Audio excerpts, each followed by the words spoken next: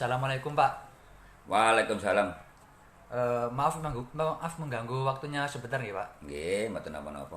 Eh, saya perkenalkan diri dulu. Nama saya Galih Juwang Laksono dari Mojokerto. Saya itu mahasiswa dari Universitas Jember jurusan Pendidikan Sejarah. Ya.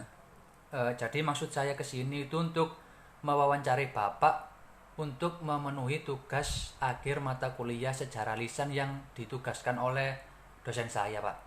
Ya. Jadi nanti itu saya akan mewawancari Bapak tentang kondisi kebebasan berpendapat maupun kebebasan berpolitik di Mojokerto, khususnya di daerah Kecamatan Pungging pada masa rezim Orde Baru.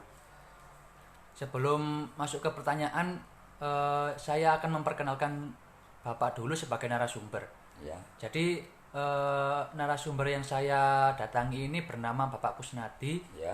Dia asli putra daerah Mojokerto Ya. yang sejak muda itu sudah menggeluti dunia perpolitikan. Baik, langsung saja tidak usah berpanjang lebar. Pertanyaan pertama itu bisa diceritakan nggak Pak, bagaimana awal masuk ke dunia politik Bapak itu, ceritanya seperti apa? Ya. Maaf Mas ya. Ini sebelum saya jawab, kebetulan saya itu kan nama saya itu sama dengan nama Ketua PDI Perjuangan Jawa Timur. Jadi di sini mohon maaf ya. Saya Kusnadi tapi Kusnadi Pungging. Iya. Ya, itu Mas. Nah, kenapa saya tadi kok menyinggung PDI Perjuangan? Karena gini Mas, Iya. itu ideologi saya. Ideologi saya itu ke PDI pada waktu itu. Pada waktu Orde Baru itu PDI masih segi 5 Mas.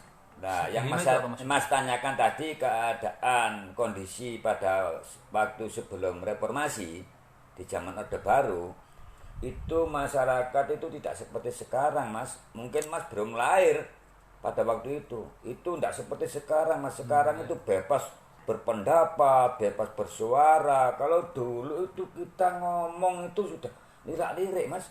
Karena apa? Karena di situ yang namanya kepala desa, yang namanya koramil, yang mohon maaf loh Mas ya, Ya. yang namanya polisi itu mengawasi gerak-gerik warga. Jadi kita tidak bisa bebas. Ya. Kita itu selalu ditekan harus nurut, tunduk, patuh pada aturan pemerintah. Jadi pokoknya beda lah Mas dengan sekarang. Iya, iya. Gitu. Jadi intinya itu Bapak itu mulai masuk ke dunia politik itu karena melihat adanya ketidakbebasan gitu ya Pak? Iya. Saya bukan masuk langsung, artinya saya bukan pengurus partai Mas. Cuman saya pada waktu itu simpatisan saja. Oh, masih simpatisan. Iya, simpatisan saya simpati ke PDI pada waktu itu. Bukan PDI Perjuangan belum ada Mas. Iya, iya. Karena pada waktu Orde Baru itu gini Mas. Pada waktu Orde Baru itu cuman ada 3 partai. Iya. Satu itu P3, 2 Golkar, Iya. yang ketiga itu PDI. Segi 5 itu Mas, Banten segi 5 itu. Oh. Jadi setiap pemilu itu mesti dimenangkan Golkar. Karena apa Mas?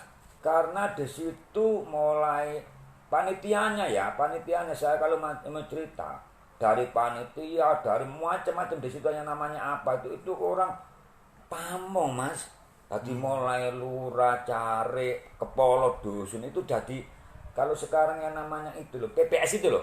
Oh iya, Nah, iya. itu tadi yang enggak tahu ya, saya kok kayak berontak gitu. Kalau boleh dihitung Mas, satu desa saya itu hanya mungkin saya yang berani mencuat pada waktu iya Mas. Artinya begini,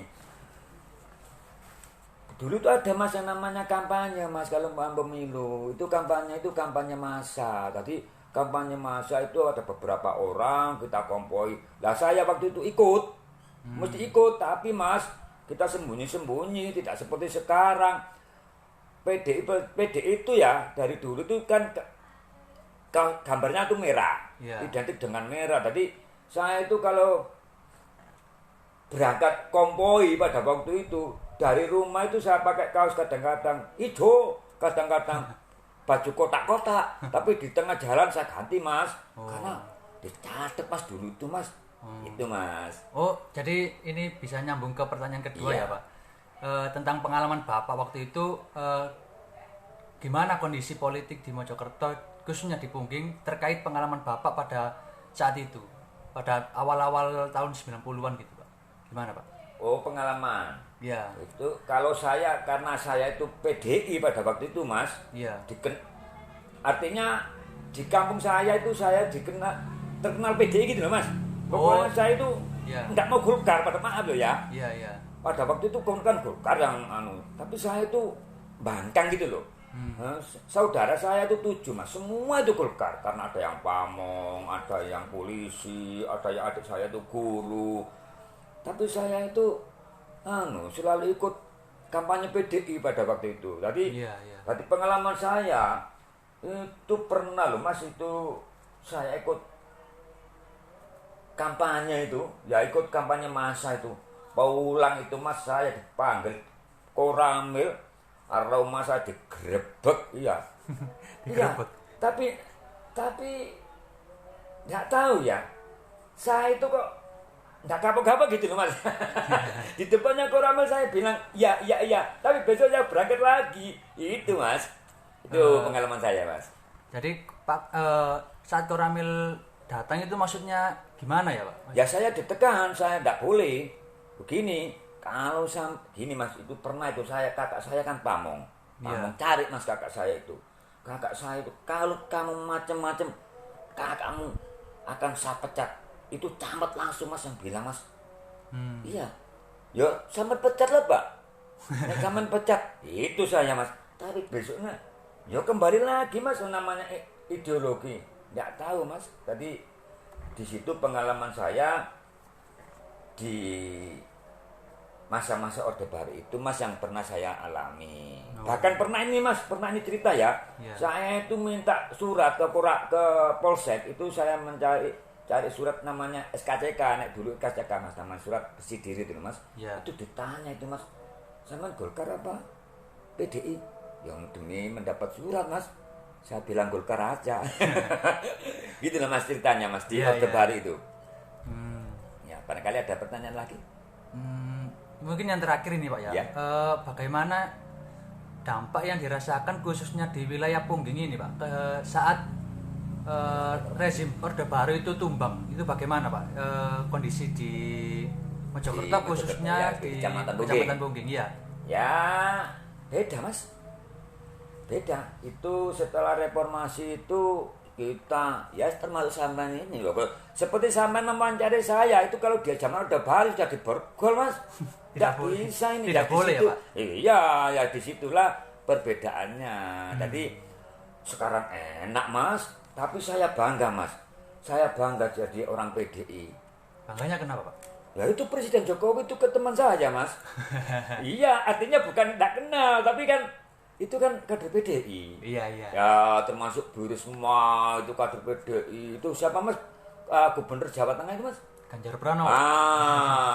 Itu saya bilang teman, Mas, meskipun nggak kenal. Teman. Maaf loh, Mas, ya. Ya, teman satu ideologi. Iya, itu, Mas, maksudnya. Baik, mungkin itu saja, Pak, ya. Ya. Maaf mengganggu waktunya yang agak sibuk itu, Pak, Ya, betul, napa-napa. kalau begitu saya akhiri, saya mohon pamit dulu ya, Pak, ya. Ya. Assalamualaikum warahmatullahi wabarakatuh. Waalaikumsalam. Terima kasih ya, Pak.